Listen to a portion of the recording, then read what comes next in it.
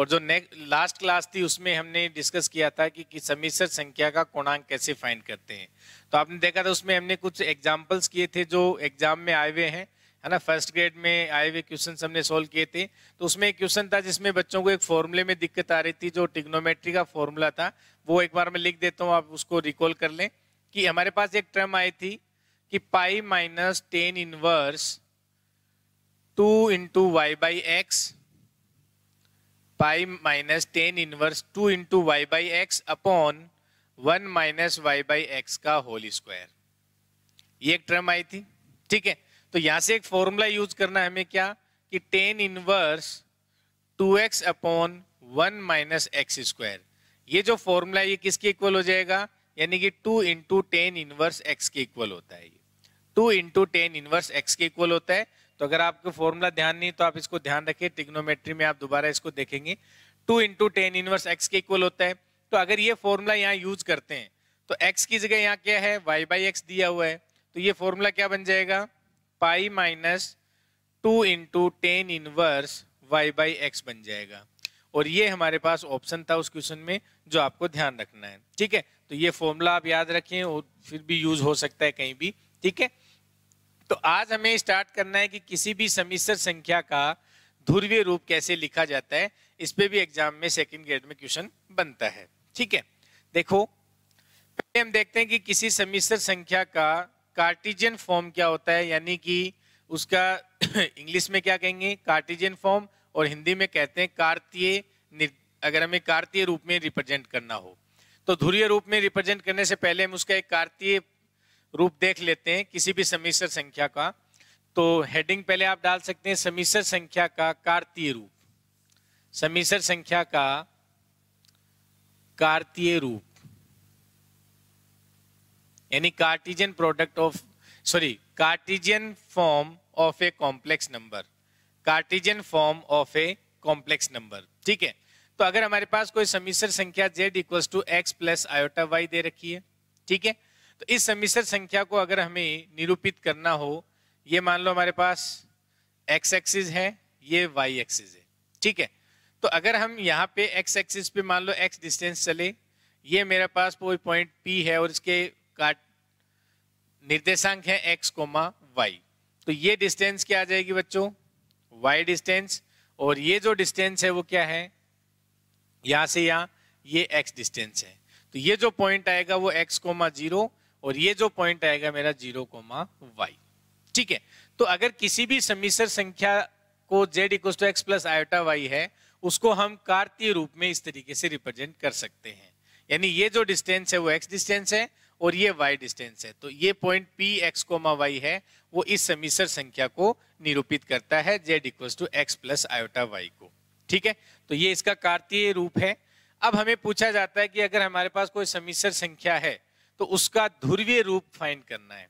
तो ध्रुवीय रूप फाइंड करने के लिए हम क्या करेंगे बच्चों, कि हमारे पास अगर समिश्र संख्या है z equals to x plus iota y, तो इसको ध्रुवीय रूप में रिप्रेजेंट करना है। तो अगर ये हमारे पास x एक्सिस है, ये y एक्सिस है, ठीक है। तो यहां पे जो हमारे पास ये प्रारंभिक रेखा है, क्या है, प्रारंभिक रेखा है। ये प्रारंभिक रेखा दे रखी है। तो प्रारंभिक रेखा से थीटा डिग्री के एंगल पे मान लो ये कोई हमारे पास कॉम्प्लेक्स नंबर है z equals to x plus iota y, और अगर ये कोई पॉइंट P है और ये इसके कोऑर्डिनेट x, y, तो ये जो डिस्टेंस है मूल बिंदु से पॉइंट P की, ये जो डिस्टेंस है ये किसको रिप्रेजेंट करती है, मॉड z को रिप्रेजेंट करती है। यानी z से मूल बिंदु की जो दूरी होती है वो मॉड z से रिप्रेजेंट करते हैं। तो यानी ये जो डिस्टेंस है इसको मैंने r नाम दे दिया, तो इसको मॉड z से निरूपित करते हैं। और ये हमारे पास मान लिया ये डिस्टेंस क्या है, r है। तो यानी कि मूल बिंदु से z की मूल बिंदु से जो दूरी है वो हमने r मान ली, यानी मॉड z के इक्वल है, ठीक है। और प्रारंभिक रेखा से ये जो एंगल है इसको मैंने नाम दे दिया कोई भी थीटा एंगल है।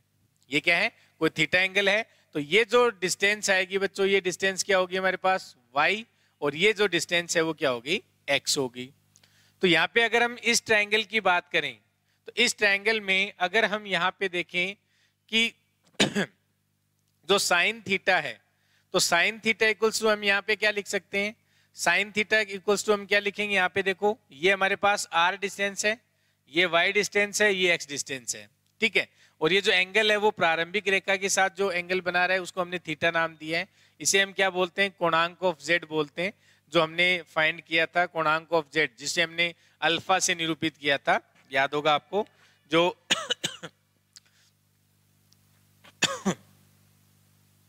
मुख्य कोणांक बोलते हैं या प्रिंसिपल आर्गुमेंट की जो वैल्यू हमने लिखी थी, ठीक है। तो साइन थीटा, तो साइन थीटा क्या हो जाएगा, आपने बचपन में पढ़ा होगा लाल बट्टा कक्का,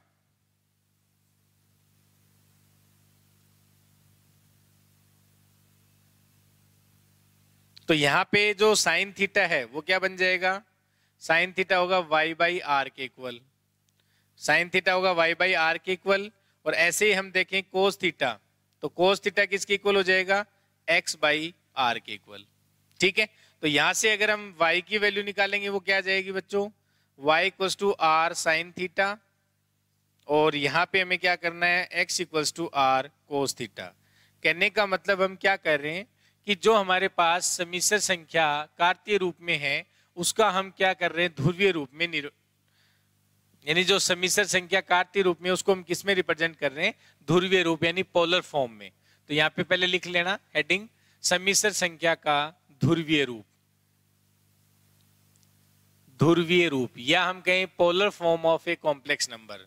तो अगर हमारे पास ये कॉम्प्लेक्स नंबर था, तो ये जो डिस्टेंस है y डिस्टेंस है, ये x डिस्टेंस है, इसको हम पॉइंट P जो z equals to x plus iota y समिश्र संख्या को निरूपित कर रहा है, ठीक है। ये जो डिस्टेंस है वो z की मूल बिंदु से दूरी है जिसको हमने r नाम दे दिया। ये एंगल है प्रारंभिक रेखा से थीटा, जिसको हम कहते हैं मुख्य कोणांक, ठीक है। अब देखो, तो यहां से हमारे पास x की वैल्यू आ गई r कोस थीटा, और जो y की वैल्यू आ गई r साइन थीटा, और हमारे पास जो समिश्र संख्या है z equals to x plus iota y। तो यहाँ पे इसको ध्रुवीय रूप में रिप्रेजेंट करने के लिए x को हम रिप्लेस करेंगे r कोस थीटा से, और y को हम रिप्लेस करेंगे r साइन थीटा से, ठीक है। तो ये वैल्यू रखेंगे तो क्या आएगा, देखो r cos theta plus iota r sine theta, ये लिख सकते हैं। और यहां से r अगर हम कॉमन ले लें बच्चों, तो cos theta plus iota sine theta, cos theta iota theta. तो पास किसी समिश्र संख्या z x y है, उसका क्या बन गया, ध्रुवीय रूप, क्या बन गया उसका ध्रुवीय रूप, ठीक है। तो अब हमारे पास यहाँ पे r की वैल्यू अगर हमें फाइंड करनी हो, अगर हमारे पास r की वैल्यू फाइंड करनी हो, तो r का मतलब क्या है, मोड z, यानी z की मूल बिंदु से दूरी, z की मूल बिंदु से दूरी। तो यहां से देखो, अगर हम यहां से इसका स्क्वायर कर दें और इसका स्क्वायर करके दोनों को ऐड कर दें, इसका स्क्वायर प्लस इसका स्क्वायर का सम कर दें, तो देखो क्या आ जाएगा। यहां से अगर हम वहां से x square plus y square equals to क्या आ जाएगा बच्चों,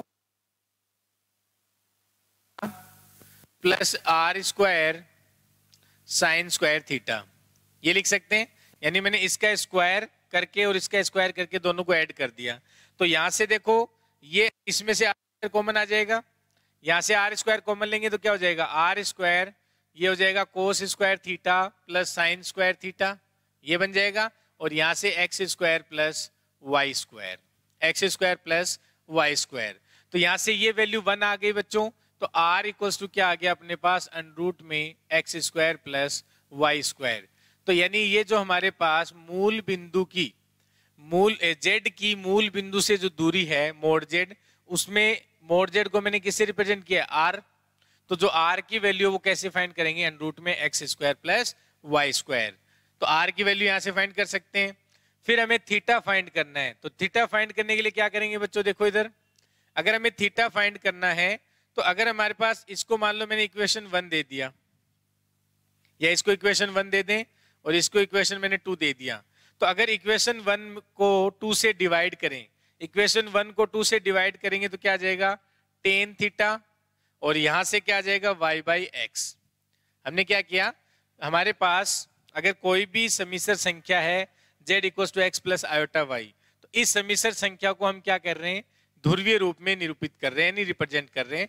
तो ध्रुवीय रूप में बदलने के लिए x को हम r cos sin theta r cos theta से रिप्रेजेंट कर रहे हैं, और जो y है उसको r sin थीटा से रिप्लेस कर रहे हैं। ठीक है, तो जब हमने x equal to r cos theta और y equal to r sin theta रखा, तो हमारे पास जो समीकरण संख्या z है वो इस फॉर्म में आ गई, r इंटू में cos theta plus iota sin theta. तो यहाँ r और थीटा की वैल्यू फाइंड करनी होगी, और r कैसे फाइंड करेंगे, इस इक्वेशन फर्स्ट का स्क्वायर करके इक्वेशन सेकंड का स्क्वायर करके दोनों को ऐड कर दें, तो यहाँ से r की वैल्यू हमने फाइंड कर ली अंडर रूट में x square plus y square. अब हमें थीटा की वैल्यू फाइंड करनी है, तो यहाँ से देखो बच्चों, टेन थीटा इक्वल्स टू क्या हो जाएगा, y बाई एक्स, तो थीटा इक्वल्स टू क्या हो जाएगा, tan inverse y by x, tan inverse y by x. तो r और थीटा की वैल्यू हम यहाँ से फाइंड कर सकते हैं, और r थीटा की वैल्यू फाइंड करके हम अगर यहाँ रख देंगे तो जो हमारे समीकरण संख्या है वो किस रूप में आ जाएगी, ध्रुवीय रूप में, यानी पोलर फॉर्म में लिख सकते हैं उसको। तो किसी भी समीकरण संख्या को ध्रुवीय रूप में बदलने के लिए x को हम r cos थीटा से और y को r sin थीटा से रिप्लेस करते हैं, जहां से r की वैल्यू फाइंड करने का फॉर्मूला आ गया और थीटा की वैल्यू फाइंड करने का फॉर्मूला हमारे पास आ गया tan inverse y by x. ठीक है, तो किसी भी समीकरण संख्या का ध्रुवीय रूप हम इस तरीके से लिख सकते हैं बच्चों। ठीक है, यानी कि जो z है, z मोड z जो था, यानी जो r है इसको हम क्या लिख सकते हैं, यानी जो r हमारे पास है मोड z, इसको बोलते हैं मापांक, जो हमने पढ़ लिया है इसको क्या बोलते हैं, मापांक। और जो थीटा है इसको हम बोलते हैं कोणांक, जो थीटा है इसको हम क्या बोलते हैं बच्चों, कोणांक बोलते हैं। और जो r हमारे पास डिस्टेंस है z की मूल बिंदु से, उसको हम मापांक बोलते हैं। ठीक है, तो ये हमारे पास था किसी भी समीकरण संख्या का ध्रुवीय रूप में रिप्रेजेंटेशन कैसे किया जाता है। तो आपको ये ध्यान रखना है, x equals to r cos theta और y equals to r sine theta से रिप्लेस करेंगे तो r और थीटा की वैल्यू हम फाइंड कर सकते हैं। ठीक है, तो इस पे कुछ एग्जांपल करते हैं कि अगर कोई भी आपको समीकरण संख्या दे रखी है तो उसका ध्रुवीय रूप आप कैसे लिखेंगे। ठीक है, तो यहाँ से क्वेश्चन सेकंड ग्रेड में आने के फुल चांसेस होते हैं, पूछा जा सकता है कि किसी भी समीकरण संख्या का ध्रुवीय रूप लिखो। देखें,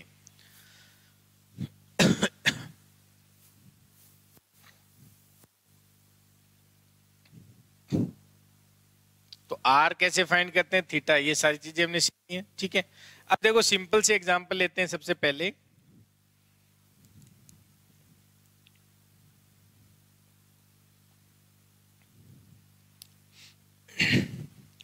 हमारे पास मान लो समीकरण संख्या z equals to 1 plus iota, एक समीकरण संख्या दे रखी है, इसका हमें ध्रुवीय रूप में रिप्रेजेंटेशन करना है, इसका ध्रुवीय रूप फाइंड करना है। तो इसको जब अपन पोलर फॉर्म में रिप्रेजेंट करेंगे तो देखो यहाँ से बच्चों, इसको हम कैसे फाइंड करेंगे, देखो x की वैल्यू क्या है, 1 है, और y की वैल्यू 1 है, ये लिख सकते हैं। ठीक है, और हमें पता है कि x इक्वल्स टू हम रिप्लेस कर, y ठीक है, तो r की वैल्यू हमें पता है, r हम फाइंड करते हैं रूट में x square plus y square, ये फॉर्मूला याद है। तो ये अगर x और y की वैल्यू रखेंगे, r क्या आ जाएगा, √2 आ जाएगा। अब हमें थीटा फाइंड करना है, तो थीटा की फॉर वैल्यू क्या होती है, tan inverse y by x, तो 1/1, तो ये हो गया आपके पास π/4, तो थीटा π/4 आ गया, और r की वैल्यू √2 आ गई। तो यहां से हमें समीकरण संख्या z का ध्रुवीय रूप लिखना है, तो क्या होता है, r cos theta plus iota sine theta, ये समीकरण संख्या का ध्रुवीय रूप होता है, r कोस r और ब्रैकेट में cos theta plus iota sine theta.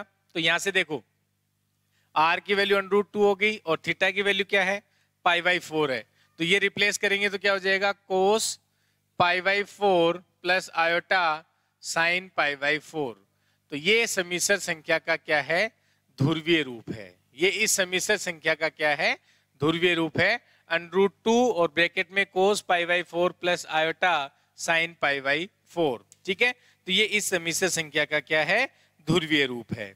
ठीक है बच्चों, अब देखो अगर हमारे पास समीकरण संख्या हम ये लेते हैं z equals to 1 minus iota, z equals to 1 minus iota. ठीक है, तो इस समीकरण संख्या का हमें ध्रुवीय रूप फाइंड करना है, तो हम क्या करेंगे, सेम वही काम करना है, x इक्वल्स टू क्या है, -1 दे रखा है, तो यहाँ से हमारे पास r फाइंड करेंगे तो वो √2 आ जाएगा। सेम यही फॉर्मूला लगाना है और √2 वैल्यू आ जाएगी। अब हमें क्या करना है, यहाँ पे थीटा हमें फाइंड करना है, तो थीटा क्या होगा, टेन इनवर्स, और यहां से अगर हम बात करें वही, यानी माइनस y की वैल्यू क्या है, -1 है, और x की वैल्यू क्या है, 1 है। तो अगर -1 अपॉन x है वो 1 आ गया। ठीक है, तो हमें क्या करना है, थीटा फाइंड करना है। थीटा क्या है, टेन इनवर्स y/x।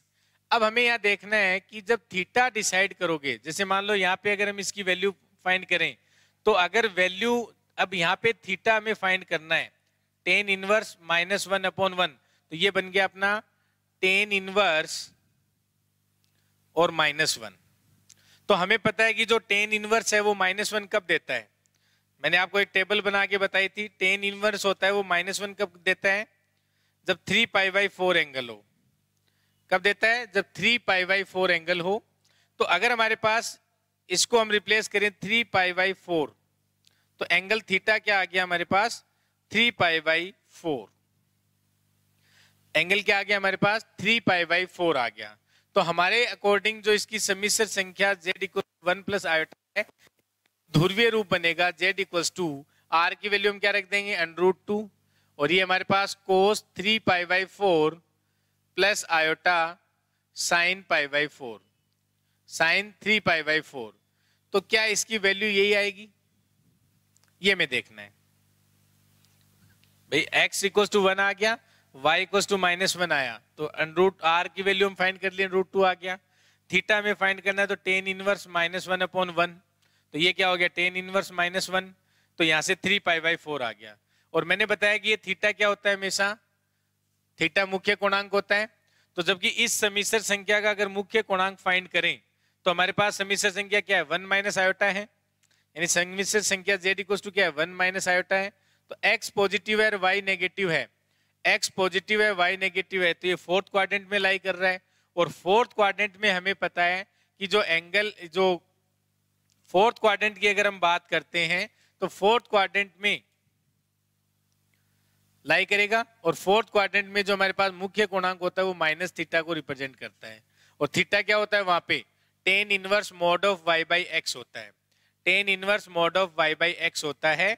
तो अगर हम यहाँ बात करें टेन इनवर्स, तो -10 इनवर्स मॉड ऑफ y/x हो गया, और ये वैल्यू क्या आ जाएगी, π/4। तो यहां से हमारे मुख्य कोणांक तो हमारे पास क्या आ रहा है, -π/4 आ रहा है।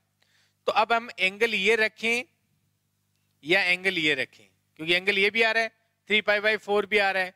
और अगर हम मुख्य कोणांक बोल रहे हैं थीटा को, तो मुख्य कोणांक वहां क्या होता है, -थीटा के इक्वल होता है। और थीटा वहां पे क्या लेते हैं अपन, भाई यहाँ पे आप कंफ्यूज नहीं हो, यहाँ मैं जो थीटा लेके चल रहा हूँ वो क्या है, मुख्य कोणांक है। जबकि वहां हम थीटा क्या ले रहे थे, वहां मुख्य कोणांक को मैं अल्फा ले रहा था, याद होगा तो, है ना। तो कंफ्यूज नहीं होना है, थीटा का मतलब वहां क्या था, tan inverse mod of y/x था।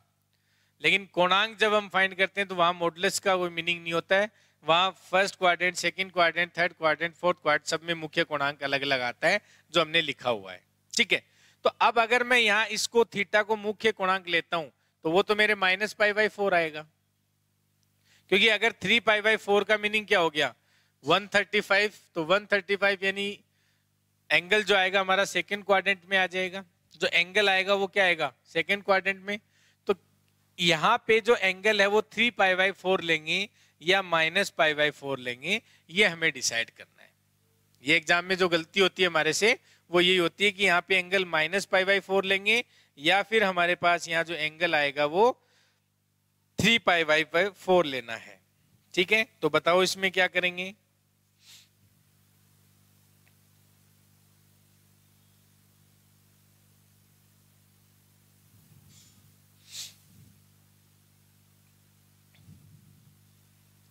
एंगल कैसे डिसाइड करेंगे, इस पे आते हैं अभी। समझ आ रहा है ना ये सबको। अगर भाई मुख्य कोणांक है, मैंने थीटा को क्या लिखा अभी, कोणांक, तो कोणांक फाइंड करना तो हमें आता है। कोणांक कैसे फाइंड करते हैं भाई, इससे अगर मैं इस सम्मिश्र संख्या को रिप्रेजेंट करूं, तो आपने ये तो हमने फॉर्मूला लगाया और उसको फाइंड किया, तो थीटा वाली जो थीटा की वैल्यू जो है वो हमेशा एग्जाम में हमें दिक्कत करती है। इसको ध्यान से समझो एक बार दोबारा कि थीटा कैसे डिसाइड करना है। जैसे मान लो हमें जो समिश्र संख्या दे रखी है z equal to 1 minus iota, ये लेके चल रहे थे। तो x डिस्टेंस पे 1 और y डिस्टेंस पे -1 चलना है। तो मान लो ये पॉइंट है, तो हमारे पास इस लाइन पे ये पॉइंट मान लो लाई कर रहा है, ठीक है। तो ये जो एंगल है वो क्या आएगा, -π/4 आएगा। और ये जो एंगल आएगा, ये वाला एंगल, क्योंकि यहाँ ये एंगल पाई है और पाई में फिर ये ऐड करते हैं, तो या तो एंगल ये लो या फिर एंगल ये लें। अगर हम इस डायरेक्शन में जाते हैं तो एंगल हम यहाँ, क्योंकि देखो ये जरूर ध्यान रखें कि जो हमारे पास थीटा जो होता है, थीटा कैसे डिसाइड करेंगे, क्योंकि जब हम यहाँ पे कंपेयर कर रहे होते हैं तो यहाँ x की, तो x की वैल्यू 1 होने का मतलब क्या है कि x इक्वल टू हम लिखते हैं r cos theta, x equal to r cos theta, वो क्या है वैल्यू 1 है। और r sin थीटा ये y के इक्वल होता है, इसकी वैल्यू क्या दे रखी है, -1 है। और फिर tan थीटा आता है, और tan थीटा क्या होता है, अगर हम tan थीटा की बात करेंगे तो tan थीटा हमारे पास क्या आ जाएगा, y/x आ जाएगा। और y/x का मीनिंग क्या हो गया, -1 हो गया, ठीक है। तो हमें थीटा ऐसा चूज करना है जो इन तीनों इक्वेशंस को सेटिस्फाई कर जाए। कहने का मतलब इसका मीनिंग क्या है कि जो cos थीटा है वो पॉजिटिव होना चाहिए, और साइन थीटा है वो नेगेटिव साइन रखे, और टेन थीटा है वो नेगेटिव साइन रखे। तो ऐसा कौन सा क्वाड्रेंट है जहां कोस थीटा पॉजिटिव साइन रखता है और ये दोनों नेगेटिव साइन रखते हैं। इसका मीनिंग क्या है, कोस थीटा जहां पॉजिटिव साइन रखे, आपको वैल्यू से मीनिंग नहीं है, यहाँ पे आपको इनके साइन देखने की ये जो समिश्र संख्या है वो कहाँ लाई कर रही है। क्योंकि देखो हमारे पास जो हमने लिखा था अभी 3π/4, तो 3π/4 कौन सा एंगल हो गया, 3π/4 को हम देखेंगे तो ये तो इस एंगल को डिनोट कर रहा है, ये 90 हो गया और ये 3π/4 हो गया। जबकि हमें पता है कि जो हमारी समिश्र संख्या है वो लाई कर रही है और फोर्थ क्वाड्रेंट में लाई कर रही है, तो यहाँ जो मुख्य कोणांक की वैल्यू आती है वो -π/4 आती है। मुख्य कोणांक की जो वैल्यू आती है बच्चों वो क्या आती है, -π/4 आती है, ना कि 3π/4। तो अब ये ध्यान रखें, जब भी आप किसी समिश्र संख्या का मुख्य कोणांक ध्रुवीय रूप लिखते हैं तो थीटा डिसाइड करने में गलती ना करें, क्योंकि आर तो हम फाइंड कर लेंगे, उसमें कोई दिक्कत नहीं आएगी। तो आपको सबसे पहले क्या चेक करना है, आपको सबसे पहले ये चेक करना है कि ये जो आपके पास समिश्र संख्या दे रखी है उसमें कोस, साइन और टेन ये तीनों इक्वेशन उसको सेटिस्फाई करें। तो इसका मीनिंग क्या है कि इसका मीनिंग है कि कोस थीटा जहां पॉजिटिव हो, साइन थीटा नेगेटिव हो और टेन थीटा नेगेटिव हो। तो यानी ये चीज जो आपके कोस पॉजिटिव हो और बाकी ये दोनों नेगेटिव हो, तो इसका मतलब जो समिश्र संख्या है वो फोर्थ क्वाड्रेंट में लाई कर रही है। अब फोर्थ क्वाड्रेंट में लाई कर रही है तो एंगल या तो ये होगा या फिर इसका जो एंगल है वो आप ये काउंट करो, या तो एंगल ये हो जाएगा अगर इस डायरेक्शन में जाते हैं, और अगर इस डायरेक्शन में जाते हैं तो एंगल ये हो जाएगा। और हमें ध्यान ये रखना है कि सबसे पहले हम मुख्य कोणांक लिखेंगे। अगर मुख्य कोणांक ऑप्शन में दे रखा है तो आप मुख्य कोणांक लिखेंगे -π/4। अगर मान लो ये ऑप्शन में नहीं है, ये एंगल ऑप्शन में अगर दिया हुआ है, जैसे मैंने बताया ना कि अगर व्यापक कोणांक दे रखा हो तो व्यापक कोणांक भी आप लिख सकते हैं, क्योंकि मुख्य कोणांक है वो उसकी वैल्यू हमेशा -π से π के बीच में रहती है। फिर हम डायरेक्शन चेंज कर लेते हैं, तो या तो एंगल ये दे रखा होगा, अगर हमारे पास मान लो ये समिश्र संख्या है तो यानी एंगल या तो ये दे रखा होगा या फिर ये एंगल दे रखा होगा। तो आप थीटा क्या लिखेंगे यहाँ पे -π/4। तो इस समिश्र संख्या की जो ध्रुवीय रूप आएगा वो हम क्या लिखेंगे बच्चों, ध्रुवीय रूप जो लिखेंगे z इक्वल्स टू √2 और यहाँ पे कोस -π/4 प्लस आयोटा साइन -π/4। ये इस समिश्र संख्या का क्या है, ध्रुवीय रूप है। अब एंगल है तो इसमें वही मैंने बताया कि या तो ये एंगल रहेगा या फिर ये एंगल रहेगा। तो आप ये देखें कि वो जो समिश्र संख्या है वो किस क्वाड्रेंट में लाई कर रही है, यानी इन तीनों इक्वेशंस को सेटिस्फाई करने वाला एंगल आपको लेना है, ठीक है। ताकि वहां से सबसे पहले हम कौन सा एंगल फाइंड करेंगे, जो हमारा मुख्य कोणांक है, यानी कि प्रिंसिपल आर्ग्यूमेंट फाइंड करना है, मुख्य कोणांक, ठीक है। तो जो मुख्य कोणांक है हो सकता है उसमें ऑप्शन में ये भी दे रखा हो और ये एंगल भी दे रखा हो, तो ये एंगल भी दे रखा है, अगर मुख्य कोणांक नहीं दे रखा है तो वो भी ठीक है। यानी मैंने बताया ना व्यापक रूप भी दे सकता है वो, या फिर मुख्य कोणांक भी दे सकता है। तो तो किसी सम्मिश्र संख्या का ध्रुवीय रूप लिखते समय थीटा को डिसाइड करना आपको आना चाहिए। या तो आप ऐसे ध्यान रखो कि इन इक्वेशन को सेटिस्फाई करे, या फिर आप ध्यान रखो कि उसका मुख्य कोणांक फाइंड कर लो, और मुख्य कोणांक से जो बनेगा वो तो हमेशा उसका ध्रुवीय रूप होगा ही। हो सकता है उसको वो व्यापक रूप में लिख रहा हो तो आप वो भी देख लो, ठीक है, वो ऑप्शन पे डिपेंड कर जाएगा, ठीक है। तो ये नहीं है कि हम अगर मान लो हम अगर एंगल ये लेते हैं, अगर एंगल ये वाला एंगल लेते हैं यहाँ, तो ये एंगल लेने का मतलब तो सम्मिश्र संख्या यहाँ लाई करनी चाहिए आपके, जबकि हमें पता है सम्मिश्र संख्या यहाँ लाई नहीं कर रही है, वो हमेशा फोर्थ क्वाड्रेंट में आ रही है। तो ये जरूर ध्यान रखें, ये गलती एग्जाम में होती है जो नहीं होनी चाहिए। तो एक बार आप इसको दोबारा समझें, अगर नहीं समझ में आया तो मेरे से पूछें।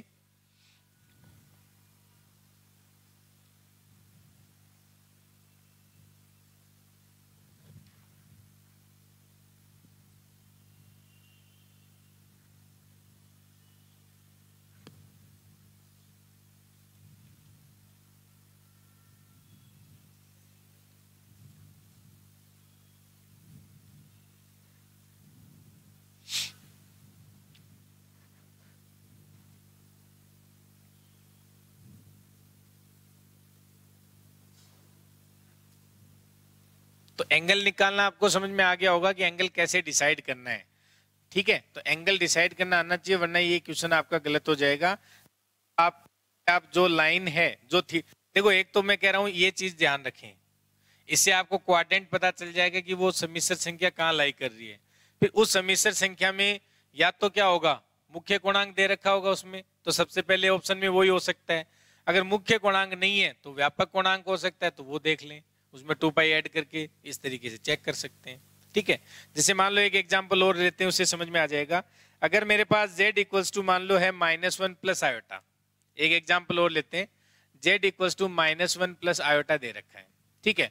इस सम्मिश्र संख्या का कोणांक ध्रुवीय रूप हमें फाइंड करना है। तो ध्रुवीय रूप फाइंड करने से मैंने बताया पहले तो r निकाल लो, तो x मेरा -1 है, y 1 है, तो r निकालना बहुत आसान है, इसकी वैल्यू आ जाएगी √2, ठीक है। अब हमें पता है थीटा फाइंड करना है, तो थीटा फाइंड करने से पहले बच्चों देखो यहाँ पे मैंने बताया, एक तो आप देखो r cos थीटा -1 है, r sin थीटा वो आपके पास 1 दिया हुआ है, और tan थीटा y/x यानी -1 है। तो हमें क्या करना है, ये -1 दिया, अब cos नेगेटिव हो, साइन पॉजिटिव हो और tan नेगेटिव हो, तो साइन पॉजिटिव और ये नेगेटिव कौन से क्वाड्रेंट में होते हैं, सेकेंड क्वाड्रेंट में। यानी जो हमारी सम्मिश्र संख्या है वो कहां लाई कर रही है, सेकेंड क्वाड्रेंट में। मान लो ये हमारी सम्मिश्र संख्या है और इस पॉइंट पे वो लाई कर रही है, ठीक है।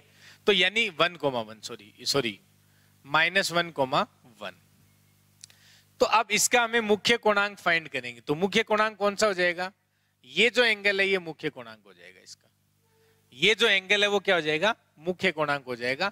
और वैसे अगर हम यहाँ पे फाइंड करें, तो इसमें क्या आ जाएगी इसकी वैल्यू, अगर हम tan थीटा, तो थीटा हमारे पास क्या होता है tan इनवर्स y/x, तो y/x का मीनिंग क्या हो गया, वही -1 हो गया, tan इनवर्स y/x यानी -1 हो गया। तो अगर हम tan इनवर्स -1 अगर हम फाइंड करें, तो हमारे पास जो मुख्य कोणांक जो यहाँ से थीटा की जो वैल्यू आनी चाहिए tan इनवर्स -1, तो मुख्य कोणांक हमारे पास यहाँ पे क्या होता है पाई माइनस थीटा। तो पाई माइनस थीटा अगर हम फाइंड कर लें तो पाई माइनस π/4, यही करते हैं, पाई माइनस π/4, तो ये कितना हो गया देखो 3π/4, कितना हो गया 3π/4। तो जो मुख्य कोणांक आएगा वो हमारे पास यहाँ क्या आ जाएगा, एंगल आ जाएगा 3π/4। तो इसका ध्रुवीय रूप आप लिख सकते हो। अब हमारे पास √2 आ गया, ठीक है।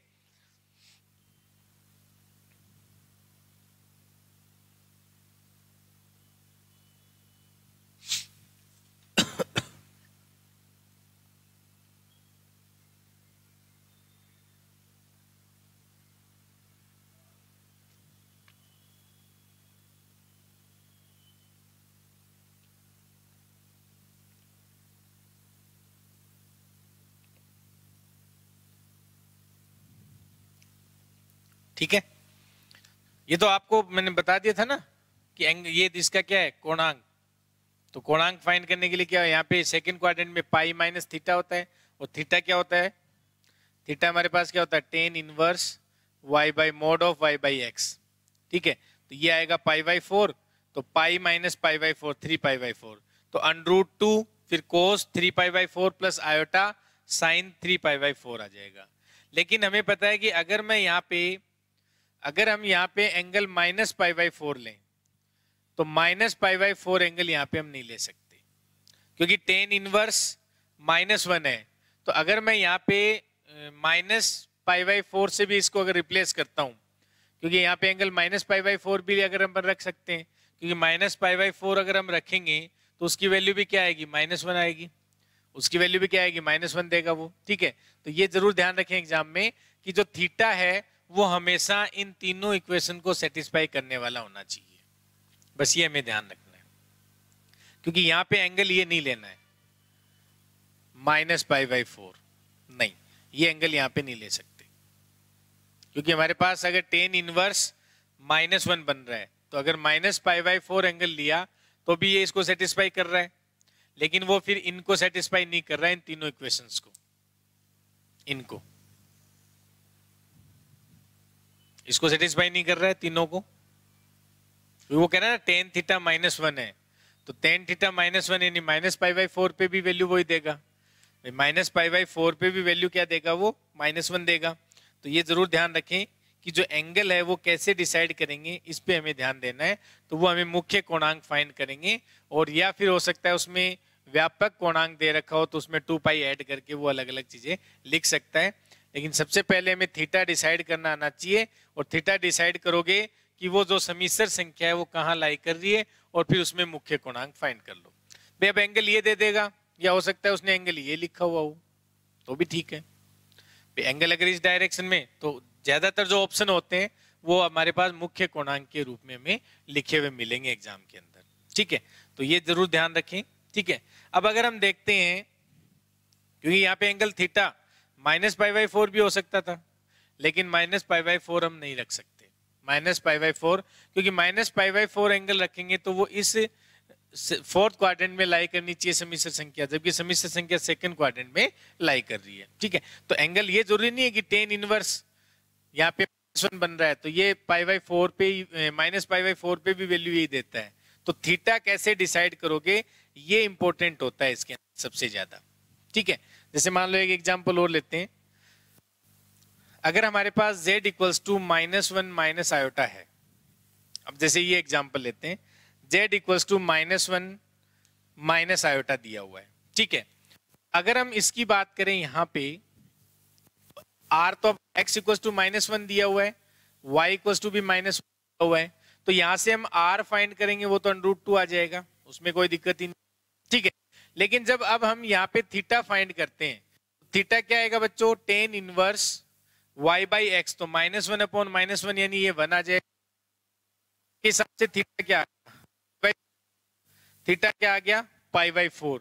जबकि मैंने बताया यहां से कि जब r sine theta, sorry r जो कोस थीटा है वो -1 के इक्वल है, r साइन थीटा है वो भी -1 के इक्वल है, और जो टेन थीटा आएगा वो 1 के इक्वल है। तो यानी जो आपकी समिश्र संख्या है वो कहाँ लाई कर रही है, कि जहां कोस है वो नेगेटिव हो और साइन भी नेगेटिव हो, लेकिन टेन है वो पॉजिटिव हो। तो टेन पॉजिटिव कौन से क्वाड्रेंट में होता है, थर्ड क्वाड्रेंट में। तो इसका मतलब जो आपकी समिश्र संख्या है वो यहां लाई कर रही है, यहां किसी न किसी पॉइंट पे, थर्ड क्वाड्रेंट में। तो इसका जो एंगल है वो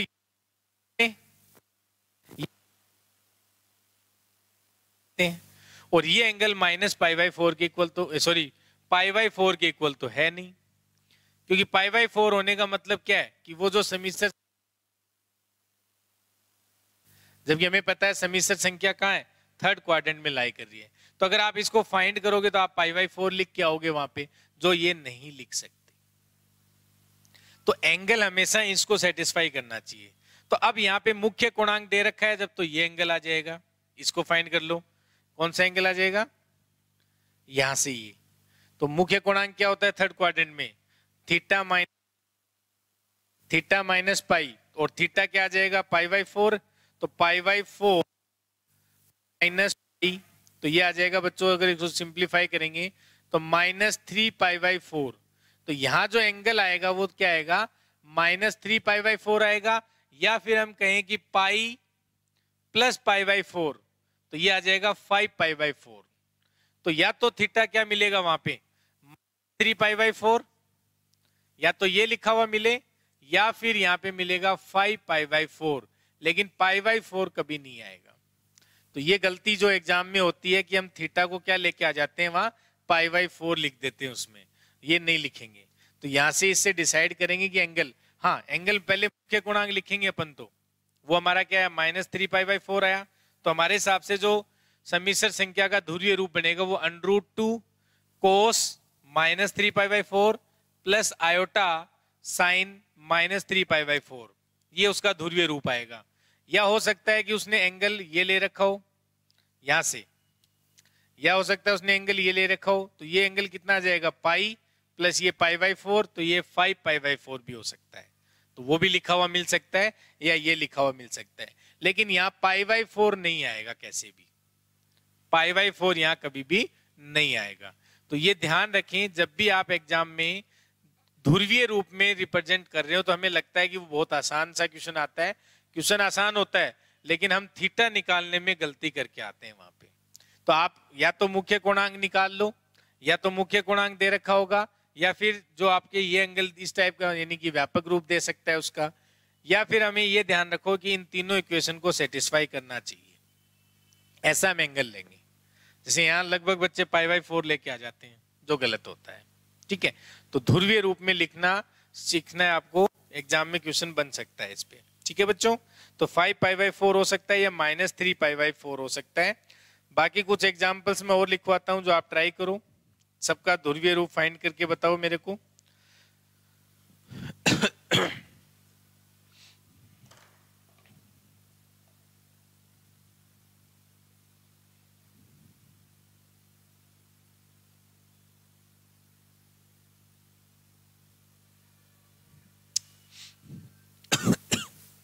कुछ और एग्जाम्पल हैं। थीटा डिसाइड करना आ गया होगा सबको, थीटा डिसाइड करना इसमें सबसे मेन है। बाकी आर निकालना तो बहुत आसान, √ में x² + y² करना है। तो आप r cos theta, r sin theta, tan theta, इन इक्वेशंस को सेटिस्फाई करने वाला थीटा हमें लेना है। तो मुख्य कोणांक देखना है आपको, पहले मुख्य कोणांक क्या आ रहा है उस हिसाब से आपको फाइंड करना है। जैसे मान लो कुछ और एग्जाम्पल्स लेते हैं अपन, अगर कुछ और एग्जाम्पल्स लें, जैसे मान लो इसका हमें फाइंड करना है 1 + √3 आयोटा, इसका ध्रुवीय, या हम कहें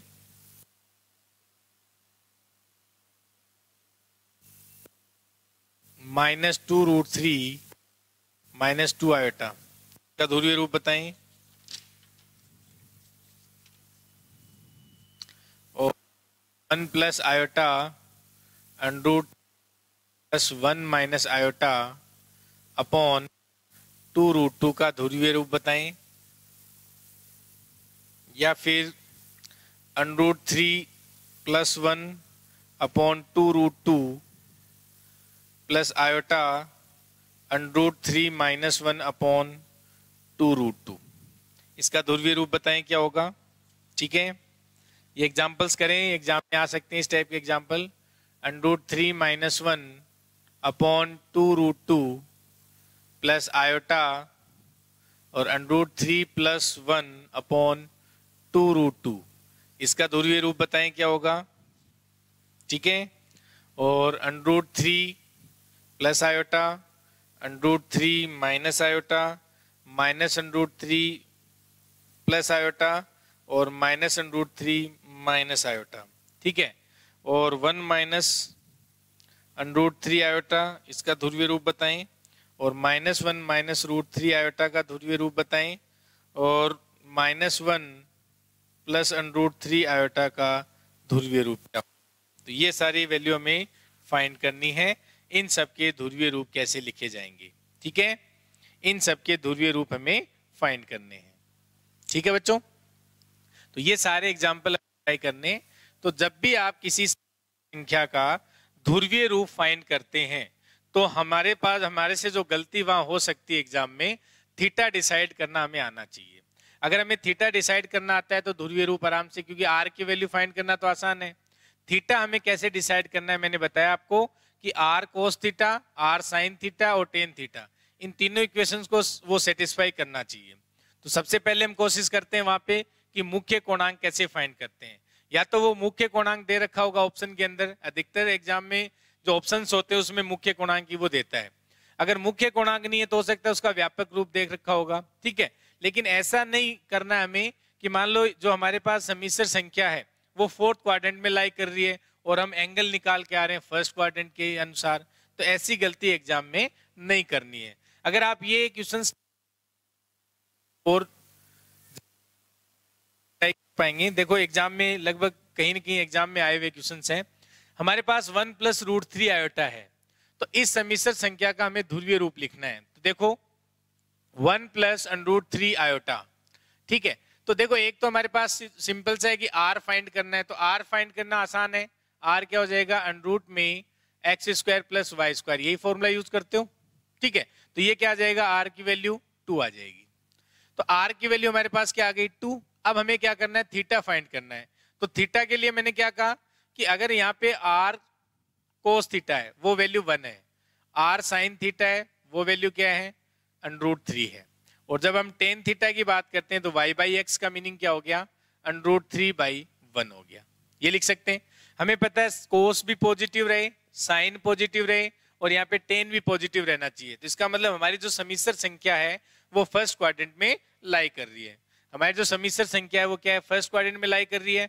तो यहाँ पे इसका मुख्य कोणांक फाइंड कर लेंगे, और मुख्य कोणांक फाइंड करना है तो फर्स्ट क्वाड्रेंट में क्या होता है, हमेशा थीटा होता है। क्या होता है, थीटा। तो थीटा फाइंड करेंगे तो वो क्या आएगा, tan इनवर्स y/x। तो y क्या है, √3 और x क्या है, 1 है। तो tan इनवर्स √3 इसकी वैल्यू क्या हो जाएगी, π/3, ठीक है। वैल्यू क्या हो जाएगी, π/3। तो यानी जो हमारे पास मुख्य कोणांक आया वो क्या आ गया, यहाँ पे π/3 आ गया। तो अगर π/3 है तो यहाँ पे इसका ध्रुवीय रूप जो है वो क्या बन जाएगा, 2 × cos of π/3 plus iota sine π/3, ये इसका ध्रुवीय रूप बनेगा, ठीक है। तो ये ध्यान रखें ध्रुवीय रूप फाइंड कैसे करते हैं। अब बाकी जो एग्जांपल है वो आप खुद सोल्व करें। जैसे सेकंड एग्जांपल है -2√3 -2 आयोटा, इसका ध्रुवीय रूप कैसे लिखेंगे, ठीक है। तो ये जितने भी एग्जांपल मैंने बोर्ड पे लिखे हैं आप ट्राई करके आओ, नेक्स्ट क्लास में मैं इन एग्जांपल्स को डिस्कस करूंगा, ठीक है। और सेम यही मेथड रखना है, थीटा निकालने में गलती नहीं। जैसे मान लो मैं एक एग्जांपल और करवा देता हूँ, ये वाला देखो, इसको कैसे करोगे, ये बाकी ये तो आसान है सारे, इनमें आप जो गलती करोगे थीटा निकालने में गलती हो सकती है। क्योंकि थीटा जैसे मैंने पीछे एग्जांपल बताया आपको, वहां थीटा हम π/4 निकाल देते हैं, क्योंकि tan इनवर्स 1 आया और हम π/4 लिख के आ जाते हैं वहां, और वो ऑप्शन में भी मिल जाता है। वो गलती वहां पे नहीं करनी है, ठीक है। एंगल डिसाइड करेंगे कि पहले हमारी सम्मिश्र संख्या है वो किस क्वाड्रेंट में लाई कर रही है, और उस क्वाड्रेंट में जाके हम देखेंगे कि वहां पे मुख्य कोणांक क्या आ रहा है। या तो मुख्य कोणांक दे रखा होगा या हो सकता है व्यापक कोणांक दे रखा होगा, इसके अलावा वहां पे एंगल नहीं होगा। जैसे ये आप सोल्व करें, इसमें 1 + आयोटा इंटू √3 और +1 - आयोटा और अपॉन में है 2√2। इस टाइप के क्वेश्चन कैसे सोल्व करोगे, करके बताएं जरा इसको।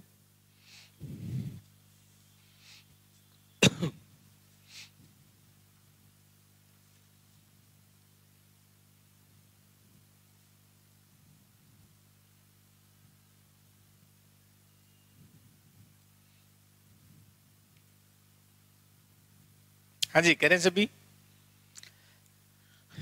अगर आपने तो ट्रिग्नोमेट्री पहले पढ़ी है तब तो आप इसको 1 सेकंड में कर सकते हैं।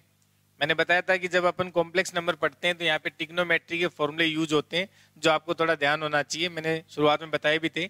इसको देखो अलग अलग करो आप, इसमें जो वास्तविक भाग है वो अलग करो, काल्पनिक भाग अलग करो। तो x + आयोटा y फॉर्म में लिखो इसको, क्या आएगा देखो, √3 और +1 अपॉन 2√2 यह आ जाएगा।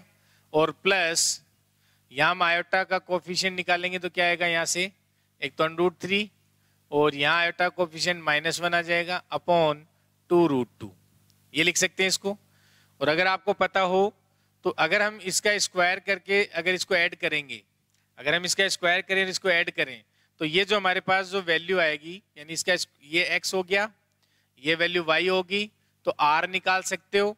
और r निकाल के बाद में हमें क्या करना है, थीटा निकालना है। और अगर आप देखो तो ये जो हमारे पास वैल्यू है वो cos π/12 की वैल्यू है, और ये जो वैल्यू है वो sin π/12 की वैल्यू है। तो अगर आपको ये वैल्यू पता है जब, तो आप डायरेक्ट लिख सकते हो, और अगर नहीं पता है तो फिर हम फाइंड करेंगे। ठीक है, तो वो कैसे करेंगे उस पे आते हैं। पहले इसको करो आप।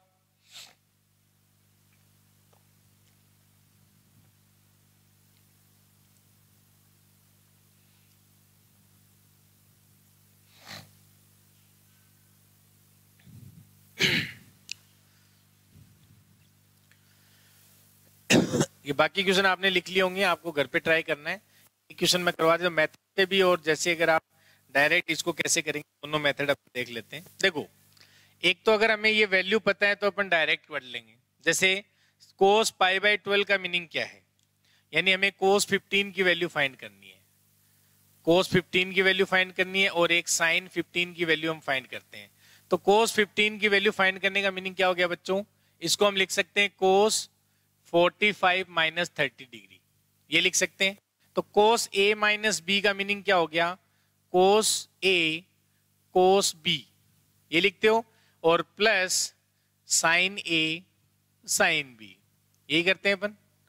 तो यहाँ पे cos 45 की वैल्यू है 1/√2 लिखेंगे, इनटू में cos 30 की वैल्यू क्या आ जाएगी, √3/2, √3/2।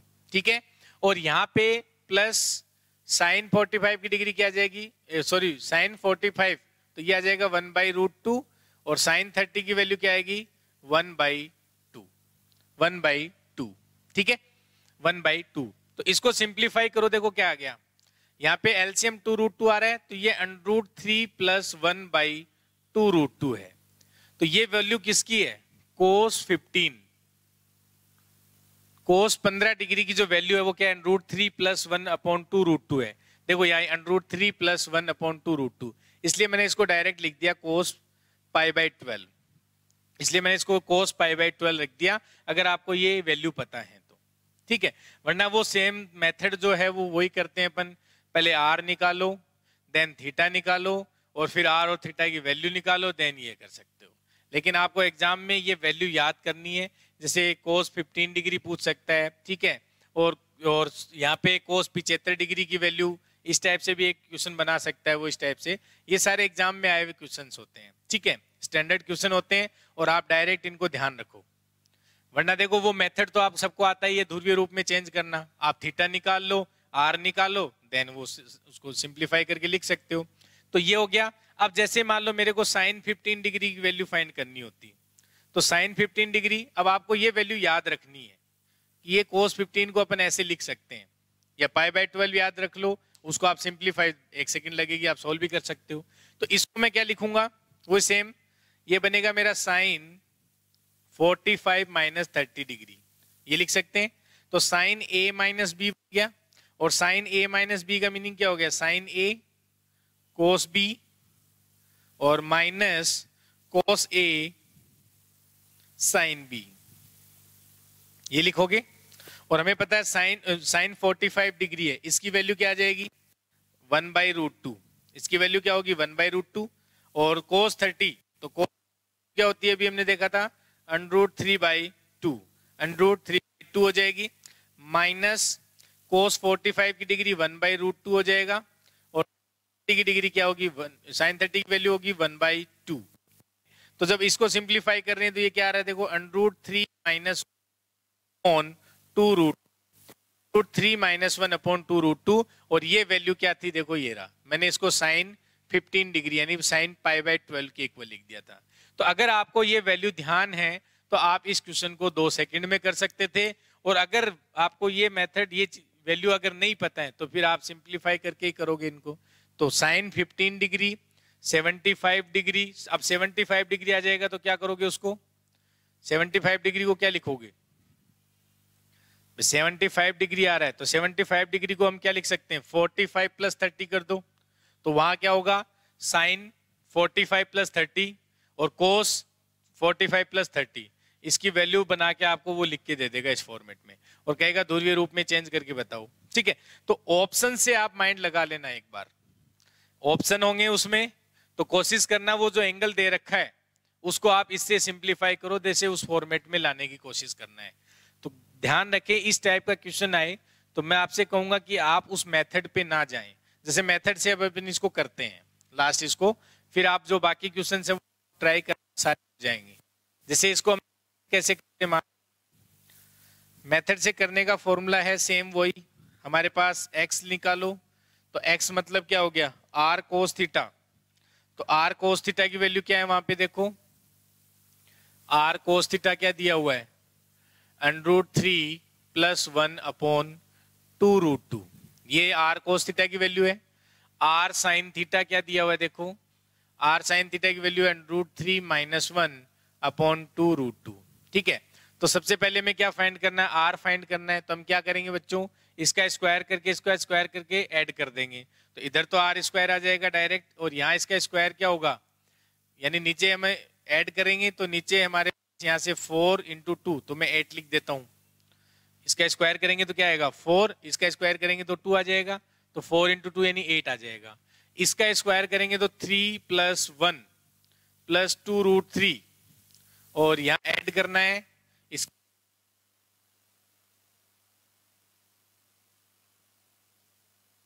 हो गया, और 4 + 4 यानी 8, तो r की वैल्यू यहाँ पे 1 आ गई बच्चों, r की वैल्यू क्या आ गई, 1 आ गई।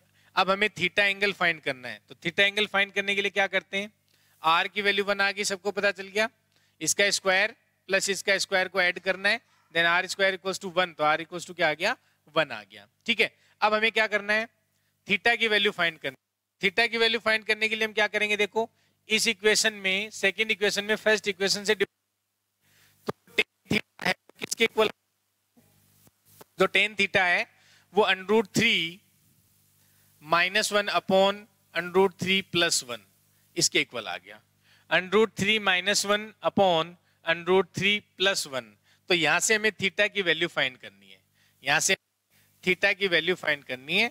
तो अब हमें थोड़ा ट्रिग्नोमेट्री का फिर ज्ञान होना चाहिए, थोड़ा ट्रिग्नोमेट्री का फिर हमें ज्ञान होना चाहिए। इसको हम क्या लिखेंगे देखो, अब अगर मैं यहाँ पे √3 कॉमन ले लेता हूँ, अगर √3 कॉमन ले लेता हूँ तो 1 - 1 अपॉन √3 लिख सकते हैं, और यहां से √3 कॉमन लूंगा तो 1 + 1/√3 लिख सकते हैं, और √3 से √3 कैंसिल हो गया।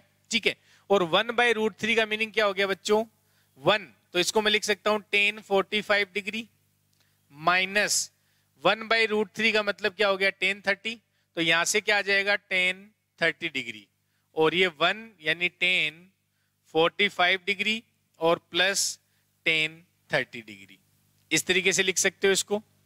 और ये किसके इक्वल आ गया, tan थीटा के इक्वल, किसके इक्वल आ गया, tan थीटा के इक्वल आ गया। ठीक है, या फिर हम कहेंगे इसमें यहां हम इसको 1 रखने देते हैं, तो ये 1 प्लस इसको मैं बना सकता हूं 1 × 1/√3, तो tan 45 यानी 1 × 1/√3 का मीनिंग हो गया tan 30।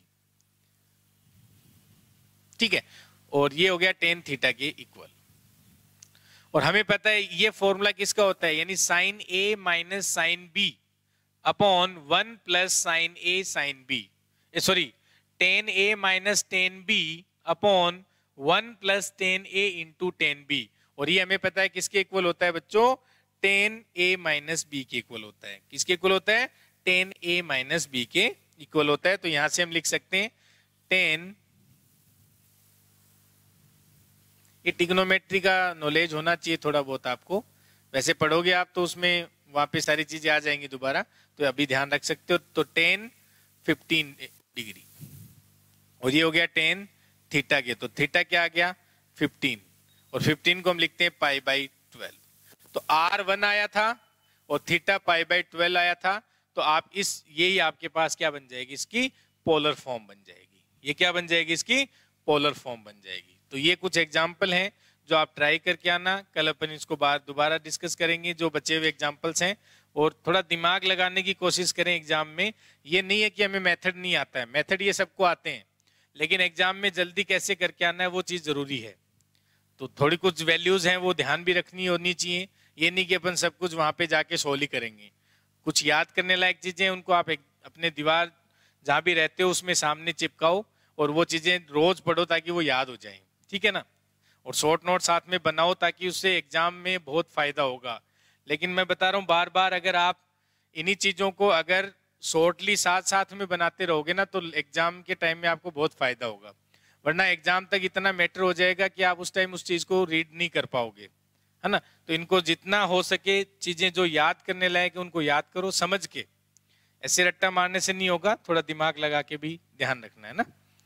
चलो ये सारे आप ट्राई करके आए और नेक्स्ट क्लास अपन लेंगे कल, ठीक है। Thank you.